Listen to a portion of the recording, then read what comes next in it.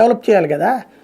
ఎప్పటికి ఇందులో పాత కాపులే ఉన్నారు, శనరాజప్పలోను గంట ఇట్లాంటి వాళ్ళు అవుట్డేటెడ్ అయిపోయారు ఇప్పుడు. ఇప్పుడు అందుకనే మొన్న ఆళ్ళ నానిని తీసుకున్నారు కాపు నాయకుడు. వంగవీటి రాధాకు కూడా ఇవ్వడం అనేది కరెక్ట్ కదా, అతనికి ఇచ్చే అవకాశం ఉంటుందేమో అని నేను అనుకుంటున్నా. ఇవ్వకపోతే బాగా ట్రోల్ అవుతారు, అందులో డౌట్ లేదు. మూడవది బీటెక్ రవికి ఇవ్వాలి ప్రొవిజన్ ప్రకారం. ఎందుకంటే ఇప్పుడు కుప్పంలో చంద్రబాబుకి ఎగనెస్ట్ గా పోటీ చేసిన ఆయనకి ఎమ్మెల్సీ ఇచ్చాడుగా జగన్మోహన్ రెడ్డి. అట్లాగే ఇదివరకు ఇదే కుప్పం ఇదే పులివెందుల నుంచి గతంలో సతీష్ రెడ్డికి ఎమ్మెల్సీ ఇచ్చిందిగా తెలుగుదేశం. అట్లాగే ఇదే బీటెక్ రవికి క్రిందసారి అప్పుడు ఎమ్మెల్సీ ఇచ్చారు కదా, స్థానిక సంస్థల ఎమ్మెల్సీ. అప్పుడు వివేకానంద రెడ్డిని ఓడగొట్టి ఆయనే కదా తీసుకుంది అది.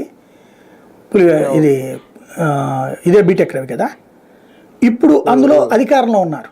జగన్ని కట్టడి చేయాలంటే ఇప్పుడు చంద్రబాబు ఎదురుగుండా కావాలని ఉద్యమం, చంద్రబాబు అక్కడ ర్యాలీ చేస్తుంటే ఎదురు ర్యాలీలు చేయించింది ఎవరు? కుప్పంలో ఎమ్మెల్సీ. అట్లాంటి కితకితలు అంతకంటే ఎక్కువ చేయగలడు అతను. జగన్ని అక్కడ బాగా ఆడుకోగలిగినోడు బీటెక్ రవి, మంచి సబ్జెక్ట్ ఉన్నోడు, వ్యూహం తెలిసినోడు. ఎందుకంటే వివేకానంద రెడ్డిని ఓడగొట్టగలిగిన వ్యూహం పన్నాడంటే ఆషామాషి ఏం కాదు కదా. అందులో బీటెక్ రవికి సీఎం రమేష్ ఆశీస్సులు కూడా ఉన్నాయి కాబట్టి